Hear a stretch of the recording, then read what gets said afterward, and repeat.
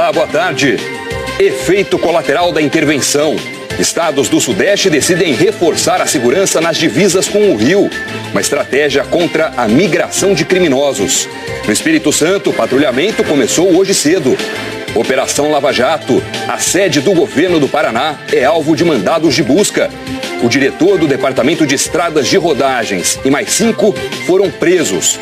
Descobertos 113 milhões de reais em contas de Paulo Vieira de Souza, o Paulo Preto, ex-diretor de uma estatal de São Paulo no governo do PSDB.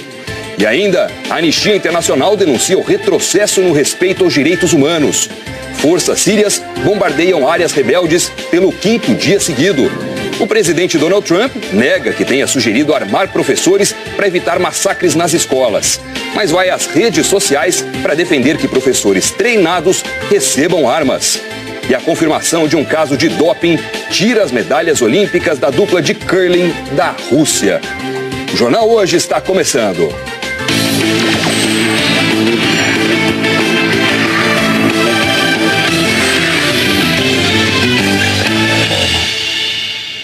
Os secretários de Segurança de São Paulo, Minas e Espírito Santo se reuniram hoje de manhã com o ministro da Justiça, Torquato Jardim, na capital paulista.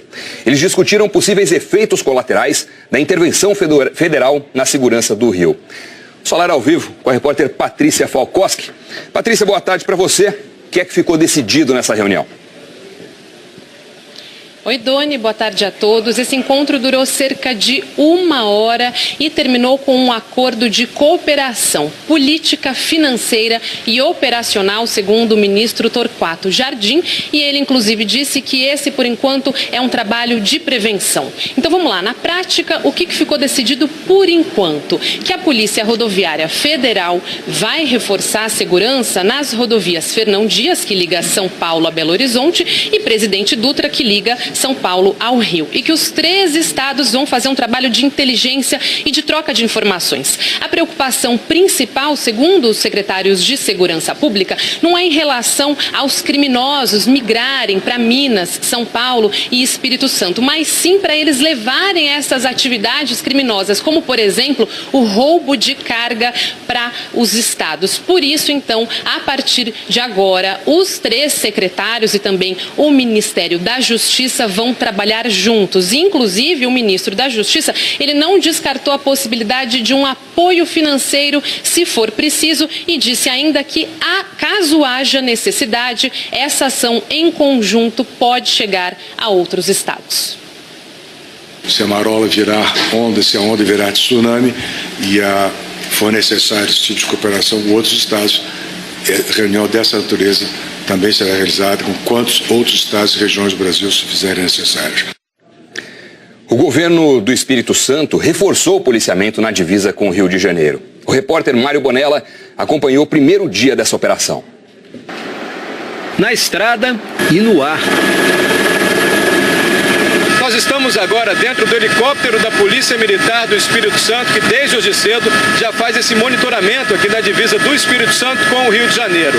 Além dessa aeronave, 3 drones também vão participar dessa operação, que pelo menos vai durar até o final do mês de abril. Esse monitoramento aéreo é para vigiar estradas de chão que passam por dentro das fazendas da região. Nas rodovias maiores, são 8 pontos de bloqueio. Este rio aqui separa os 2 estados e você pode ver ali já na BR-101 a presença dos policiais no sentido Rio-Espírito Santo. Todo carro que chega aqui tem que passar por esse bloqueio da polícia. Todos os carros que vêm do Rio de Janeiro têm que passar bem lentamente, mas a operação não causou congestionamento hoje na BR-101. A maioria dos motoristas aprovou o reforço na segurança. Quem anda certinho, quem anda correto, não tem esse negócio não, né? Não é problema nenhum, não é incômodo nenhum, né? Pra gente é bom, que a estrada está muito perigosa. Aí a segurança aumenta, pode rodar mais tranquilo. 150 policiais militares e policiais rodoviários federais e 40 viaturas também estão na divisa.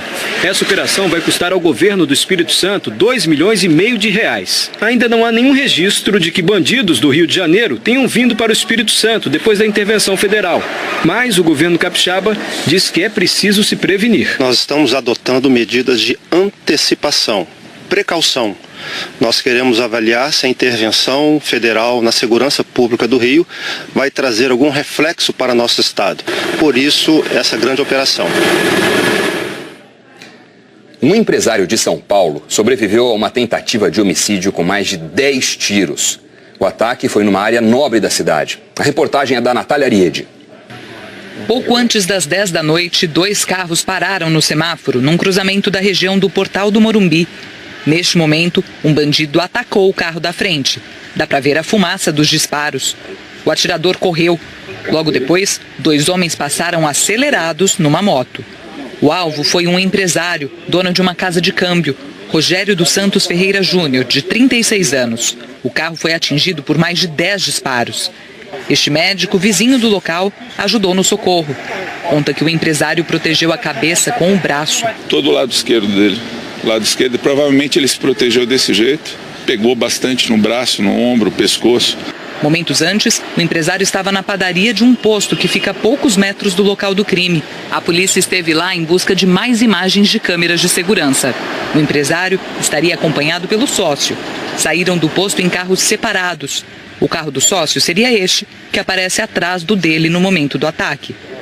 O síndico de um prédio ao lado conta que viu pela câmera de segurança do prédio que o atirador estava escondido no matagal da praça, ao lado do semáforo. Esse suspeito saiu de dentro de um arbusto, vamos dizer, no mato alto, pulou na frente do Audi, praticamente, que estava parado, e descarregou o revólver dele. Hoje cedo, uma equipe da prefeitura apareceu para cortar o mato. A polícia trata o caso como tentativa de homicídio. O delegado informou que os tiros partiram de uma pistola 9mm, de uso restrito das Forças Armadas. No carro do empresário foi encontrada uma outra arma, a dele regularizada. Mas tudo indica que ele não teve tempo de revidar. Nós estamos trabalhando com uma tentativa de homicídio. Nós temos algumas imagens do momento que os disparos são efetuados. Nós estamos ouvindo testemunhas aqui na delegacia e eu acredito que possamos até realizar ou fazer um retrato falado desse atirador. No Pará e no Maranhão, 16 pessoas foram presas acusadas de desviar recursos do seguro-desemprego. Quem tem as informações ao vivo é o repórter Fabiano Vilela. Oi, Fabiano, boa tarde. Como é que agiam essas pessoas, essas quadrilhas? Oi, Doni, boa tarde a todos. Essa operação é resultado de 4 inquéritos que investigam várias quadrilhas. Segundo a polícia, o grupo enganava trabalhadores de baixa renda, dizendo a eles que eles tinham direito ao seguro-desemprego. Aí pegava os dados pessoais das vítimas e dava entrada no benefício. Aí quando a quadrilha sacava o dinheiro do seguro, ficava com a maior parte. Eles também criavam empresas fantasmas para simular vínculos empregatícios e aí conseguir dar entrada no seguro-desemprego. Até o momento, 4 pessoas foram presas no Maranhão e 12 aqui no Pará. São estados com altos índices de fraudes. Só em uma ação das investigações, a polícia identificou 42 tentativas de fraudes em apenas 10 minutos. Entre os presos estão um servidor do Ministério do Trabalho e funcionários de uma agência do Cine. Eles vão responder por estelionato, associação criminosa e inserção de dados falsos. A polícia ainda está contabilizando o valor que a quadrilha conseguiu desviar. Mas desde que o Ministério do Trabalho começou a desenvolver um sistema antifraudes em 2016, já foram bloqueadas 57 mil tentativas de fraudes em todo o país, evitando assim um desvio de 800 milhões de reais dos cofres públicos. Doni. É muito apetite criminoso para saquear dinheiro destinado a quem perdeu o emprego. Obrigado pelas informações, Fabiano. A primeira fase da Operação Lava Jato deste ano fez buscas na sede do governo do Paraná e prendeu ao todo 6 pessoas. Ao vivo de Curitiba, a repórter Ana Zimmermann traz os detalhes. Oi, Ana, boa tarde. Oi, Doni, boa tarde. Os 2 homens presos em São Paulo já estão sendo trazidos aqui para a Superintendência da Polícia Federal no Paraná. Os outros detidos são de Londrina e de Curitiba. Todos os presos são ligados a empresas concessionárias de pedágio e agentes públicos. E eles são investigados pelos crimes de corrupção, lavagem de dinheiro, associação criminosa e peculato. Essas prisões são temporárias, pelo prazo de 5 dias. E nessa fase de hoje, além das prisões, os policiais cumpriram 55 mandados de busca e apreensão em 4 estados. Os agentes estiveram na Casa Civil, na sala de Carlos Nasser, considerado o homem de confiança do governador Beto Richa, do PSDB. O governador não é investigado. Os procuradores afirmam que uma empresa ligada a Nasser recebeu quase 3 milhões de reais de empresas ligadas à Econorte, uma das concessionárias de pedágio no Paraná. A polícia investiga corrupção envolvendo concessionárias de rodovias federais no estado. São 2.400 quilômetros do chamado Anel de Integração, criado há 21 anos. A operação de hoje simplesmente é a tentativa de investigar uma ferida aberta no estado do Paraná, que são as altas tarifas do pedágio e suas justificativas.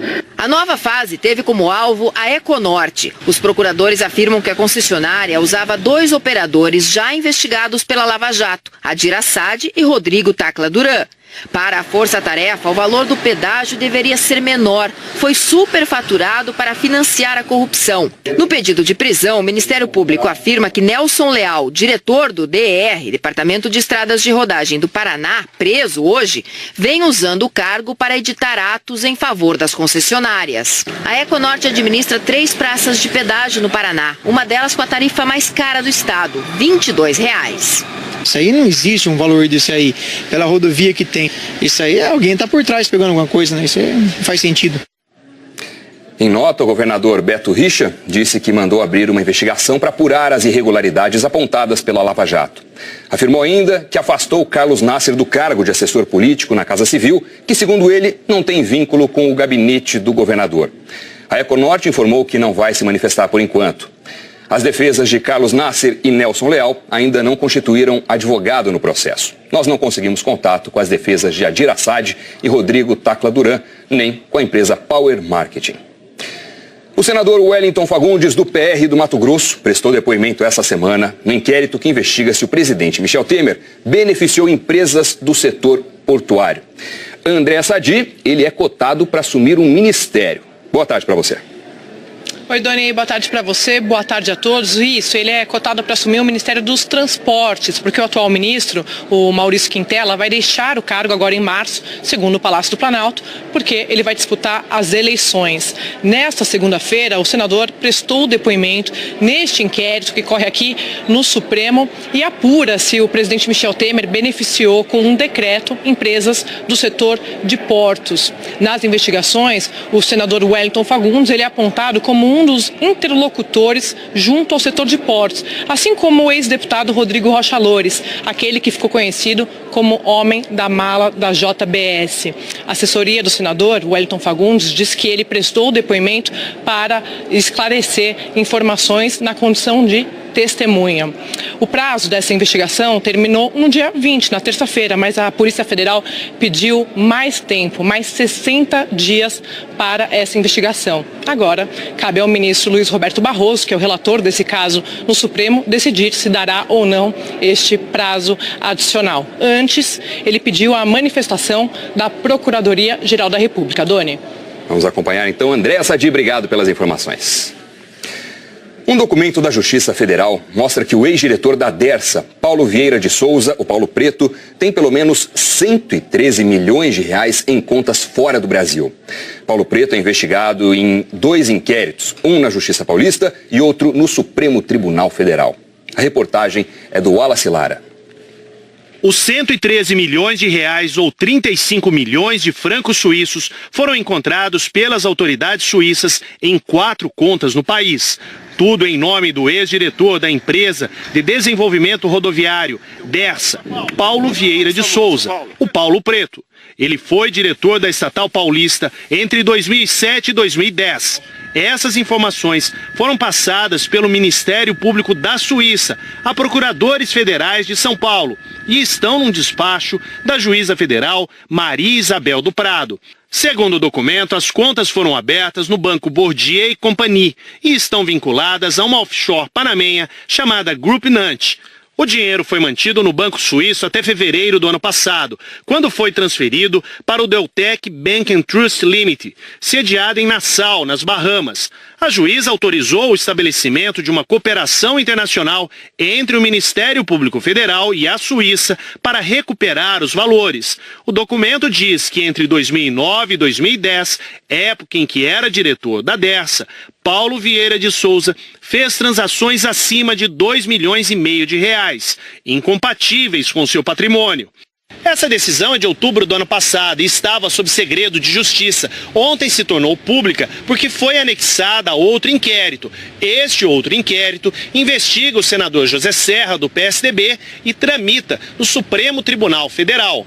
A defesa do ex-diretor da Dersa quer que a Corte suspenda o acordo de cooperação internacional com o Ministério Público Suíço. A investigação do STF foi autorizada depois que ex-executivos da empreiteira Odebrecht relataram em delação premiada irregularidades em obras do Rodoanel em São Paulo. A defesa de Paulo Preto alega que os fatos investigados em São Paulo já estão sob apuração no STF e o inquérito da Justiça Federal de São Paulo trata de supostos desvios no pagamento de indenizações para pessoas que tiveram imóveis desapropriados para a construção do Rodoanel. O Ministério Público de São Paulo, que investiga todos os casos na área civil envolvendo o ex-diretor da Dersa, disse que vai pedir o compartilhamento de informações. A Procuradoria-Geral da República já se manifestou contra o pedido dos advogados de defesa de Paulo Vieira de Souza para transferir tudo para o Supremo. O STF ainda não analisou a solicitação. A assessoria do senador José Serra informou que o senador não vai comentar. O PSDB de São Paulo disse que todas as doações feitas ao partido são devidamente registradas junto à Justiça Eleitoral e que jamais pediu contrapartida a qualquer empresa ou vantagem de qualquer natureza. A Dersa informou que é grande interessada no andamento das investigações e que reforça o compromisso com a transparência. E a defesa de Paulo Vieira de Souza disse que não teve acesso ao documento nem ao inquérito e que por isso não pode comentar, mas afirmou que o ex-diretor da Dersa nega ter contas no exterior. Choveu forte no Rio de Janeiro ontem à noite. As ruas voltaram a ficar alagadas e causar transtornos aos moradores que mal tinham se recuperado do temporal da semana passada. Foram 4 horas de chuva forte. A zona sul e oeste foram as regiões mais atingidas. A Defesa Civil acionou sirenes em 6 comunidades que ficam em áreas de encosta para alertar para o risco de desabamento. De manhã ainda havia 12 pontos de alagamento. A cidade está em estágio de atenção. Vamos chamar a Eliana Marques então. Eliana, boa tarde para você, bem-vinda. Boa tarde para você também, muito obrigada, boa tarde a todos. Qual é a previsão? Chove mais por lá? Sim, tem previsão de chuva ainda no Rio de Janeiro, onde já choveu muito entre ontem à noite e hoje cedo nas regiões metropolitana e também serrana.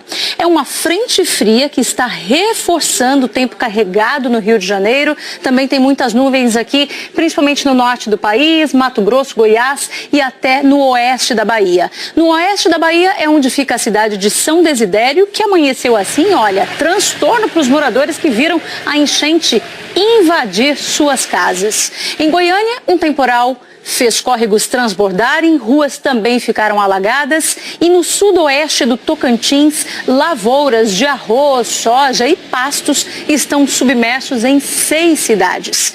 Pium é uma delas, tem mais chuva prevista para hoje, olha, 25 milímetros. A mesma coisa, mais chuva em Anápolis, que fica perto de Goiânia, e também em Santarém, no Pará, onde já choveu muito. Outras regiões com previsão de bastante chuva hoje, litoral de São Paulo, principalmente o litoral norte, onde fica Ubatuba, também Rio de Janeiro, além da capital, o sul do estado, a região serrana, a zona da Mata Mineira, onde fica Juiz de Fora, avançando até Belo Horizonte e também em Fortaleza, previsão de bastante chuva. É muita chuva. Onde vai ter sol?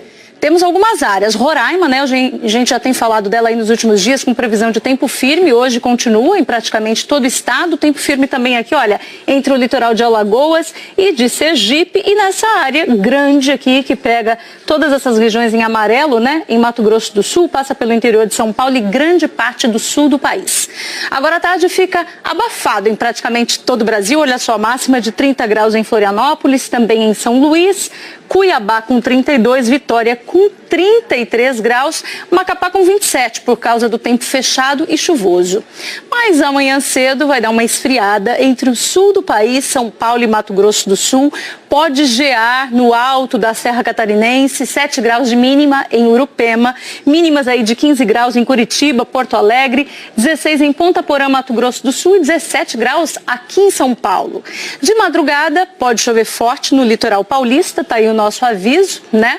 E durante o dia temporais ainda, pegando o Rio, sul do Espírito Santo, parte de Minas, Goiás, Mato Grosso, sul do Amazonas e também Rondônia.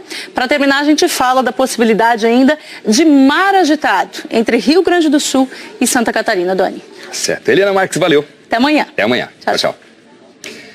O relatório anual da Anistia Internacional mostra um aumento de políticas de ódio e de medo para reprimir minorias. Na prática, ou a prática, segundo o relatório, é usada muitas vezes por líderes e governos. O documento traz uma análise de 159 países. É o que você vê na reportagem da correspondente em Roma, Ilse Scamparini. A tradição do italiano bonachão, segundo a Anistia Internacional, está diminuindo. Se em 2014 o país era orgulhoso de acolher os imigrantes, muitos italianos hoje são contra as ONGs que salvam vidas no mar. E as pessoas que se rebelam contra a hostilidade, o racismo e a xenofobia são consideradas como colaboradoras. A Itália é vista apenas como o último país a se juntar a um grupo já bem conhecido, como a Hungria, as Filipinas, o Egito, os Estados Unidos de Donald Trump.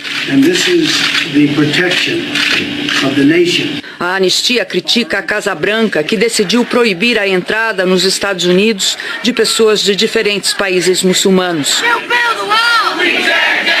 A campanha de discriminação e limpeza étnica dos militares de Mianmar contra a minoria Rohingya levou centenas de milhares de pessoas a fugir aterrorizadas para o país vizinho, Bangladesh. Segundo o relatório, foi uma das piores histórias de agressão aos direitos humanos em 2017.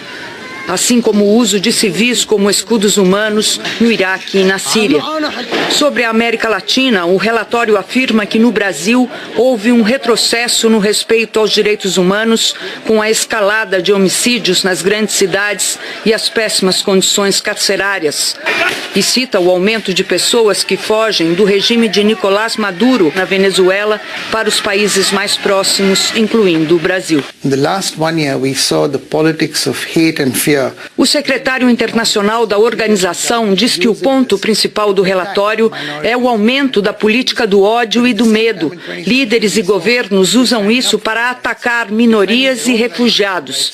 Mas, ao mesmo tempo, em 2017, ele diz, vimos muitas pessoas lutando pelos seus direitos e pelos direitos dos outros. Isso fez com que o ano passado fosse um ano muito diferente. O documento, que não é só negativo, também revela que muitas pessoas no mundo estão se mobilizando para construir sociedades mais justas. Aqui no Brasil, a Anatel vai bloquear todos os aparelhos celulares piratas em atividade até março do ano que vem. O programa começa hoje por Goiás e pelo Distrito Federal. Os donos serão avisados por mensagem e até 9 de maio os aparelhos serão bloqueados. Os celulares piratas não são certificados pela Anatel. O número de identificação deles, o chamado MEI, foi alterado ou foi clonado. Lá no nosso site você pode conferir o cronograma do seu estado e também consultar a situação do aparelho celular. 88 pessoas foram presas hoje numa operação da Polícia Civil e do Ministério Público Estadual contra o tráfico de drogas no sul do estado do Rio. A reportagem é de Rose Gomes, de Volta Redonda. 130 policiais civis, mais agentes do GAECO, do Ministério Público, foram às ruas para cumprir 92 mandados de prisão e 64 de busca e apreensão em 6 cidades: Volta Redonda, Barra Mansa, Resende, Itatiaia, Porto Real e Quatis. todos por tráfico de drogas. Ao longo da operação já havia a apreensão de pelo menos 30 quilos de entorpecentes, 2 laboratórios de refino de entorpecentes também foram desmantelados, armas de fogo, munições, inclusive de calibres grossos como o .50 foram localizados também, e ao longo do dia está sendo feita a apreensão também de mais material entorpecente. Um dos mandados de prisão expedidos hoje é contra um policial militar que já está preso e agora é suspeito de extorquir traficantes. É o PM Dovárgenes da Silva Nascimento. Ele e outro PM do mesmo batalhão, Jorge Leonardo Batista, foram flagrados em escutas telefônicas autorizadas pela Justiça, negociando com traficantes a liberação de um carro de luxo. Na gravação feita no meio do ano passado, traficantes falaram que os PMs exigiram R$30 mil para liberar o carro. Os caras falaram em 30 aqui. 30 o quê? 30 pila. Eu tô com 1.200 para mandar ir buscar agora. Tem que melhorar muito, cara. Vê aí. Um dos PMs negociou com os traficantes, reduziu o pedido para R$10 mil. 10? Não tem. Porque olha só, vai ficar sem carro e vai enrolar os dois malucos. Então dentro. Quanto é para 10 mil? Não, para 10 mil é mais complicado, né, mano? Para 10 mil é mais difícil, você sabe disso. Posso levar o carro então para mim? No fim, um dos PMs aceita receber R$2 mil para não levar para a delegacia o carro e os 2 traficantes que estavam com ele. Você quer 2 mil mais o carro? Ué, se for, aí você me quebra no meio, mano. Daqui a quanto tempo você vai retornar aqui pro rapaz aqui? Daqui mais 20 minutos. Todos os presos vão responder por tráfico de drogas e associação para o tráfico. De acordo com o Ministério Público, mais de 100 pessoas faziam parte da quadrilha. A operação de hoje é o desdobramento de outra, a Voo de Táxi, realizada na cidade de Resende em 2016. Recebeu esse nome porque um taxista foi preso por transportar drogas em um táxi. Na época, 16 pessoas foram presas. Segundo o comandante da Polícia Militar em Resende, Rogério Jaques da Silva, a polícia está colaborando com o Ministério Público, fazendo buscas para localizar o PM que está foragido. Também foi preso hoje o vigia da creche municipal Dona Lili, de Resende, onde no segundo semestre do ano passado, os agentes apreenderam munições, incluindo algumas de calibre 50. Segundo o Ministério Público, o vigia Ricardo da Silva Pereira guardava essas munições na creche. Você vai ver a seguir, forças da Síria bombardeiam áreas rebeldes pelo 5º dia seguido. O presidente Donald Trump defende que professores treinados recebam armas. A gente volta já.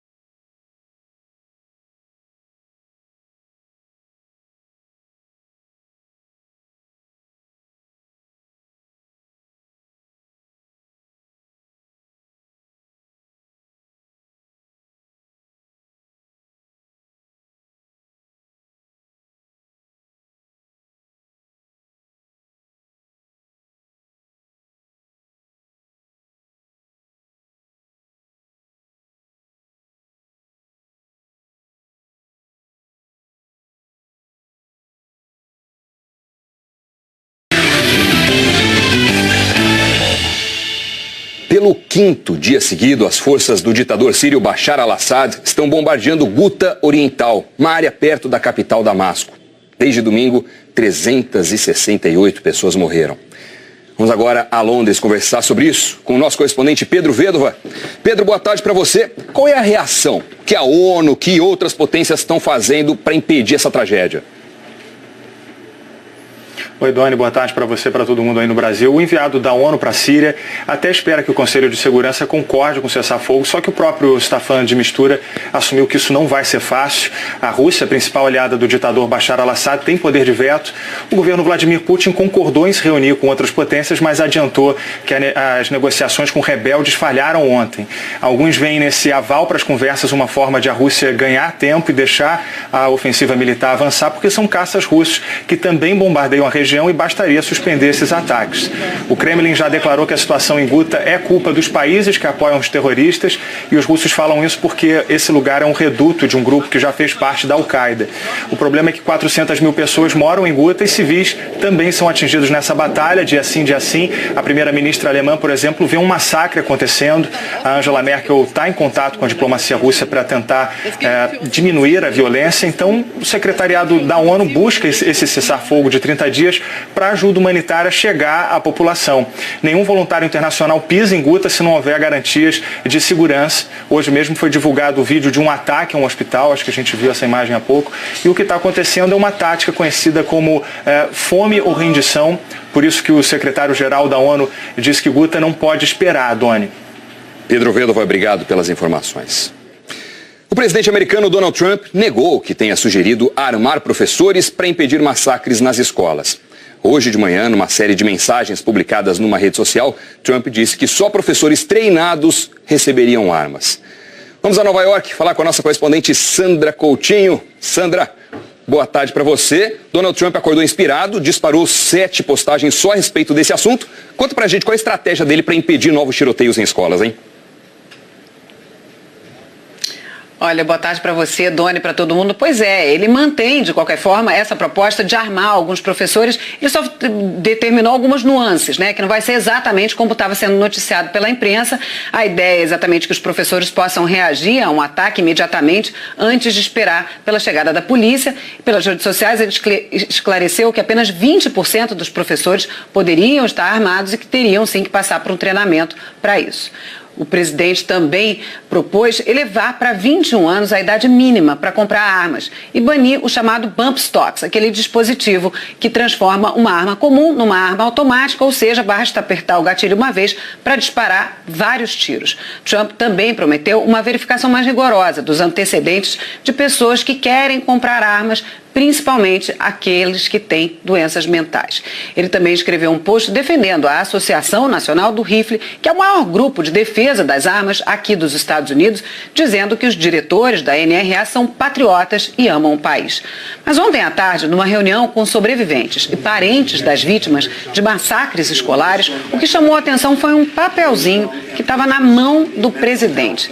Era uma lista escrita à mão por um assessor com recomendações dos assuntos que o Trump precisava abordar no encontro. Entre os tópicos, um pedido para que cada um contasse sua experiência e uma dica para que o Trump se demonstrasse muito aberto a ouvir os convidados. Ele dizia assim, o lembrete dizia assim: eu estou te ouvindo. Agora pela manhã, Trump se reuniu com autoridades estaduais para discutir a segurança nas escolas. Doni. Tá certo. Sandra Coutinho, obrigado pelas informações. 25 pessoas ficaram feridas na explosão de um barco em Playa del Carmen, no México. A explosão foi registrada por uma câmera de segurança. Os turistas tinham chegado de um passeio e estavam desembarcando. Uma segunda câmera mostra outro ângulo. As janelas de vidro arrebentam com o impacto da explosão. 2 feridos estão na UTI. As autoridades investigam o caso e suspeitam que houve uma falha mecânica no barco. E a gente volta a falar sobre o empresário, dono de uma casa de câmbio, baleado durante um assalto ontem à noite em São Paulo. Segundo a polícia, Rogério Ferreira Júnior continua internado num hospital na zona sul de São Paulo, se recuperando. O nome do hospital e o estado de saúde dele não foram informados. Você vai ver a seguir, confirmado o primeiro caso de doping de um medalhista da Olimpíada de Inverno.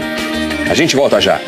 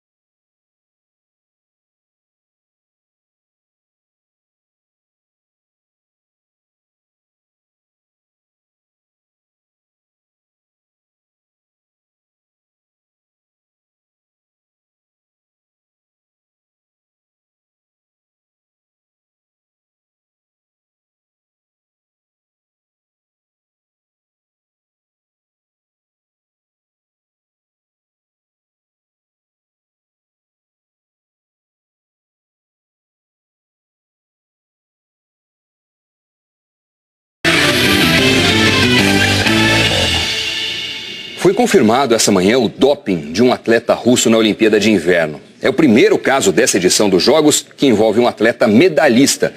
Quem conta é o repórter Guilherme Roseguini. O baque veio da situação mais improvável. Um jovem casal sem histórico de trapaças e um esporte que não chama atenção pela exigência física. Pois saiu do curling o caso de doping que reacendeu o debate mais quente desses jogos gelados. Alexander Krushennielsky, que participou ao lado da esposa, Anastácia Brigalova, do torneio de duplas mistas, estava sob efeito de uma substância proibida. Eles são russos. E isso diz tudo.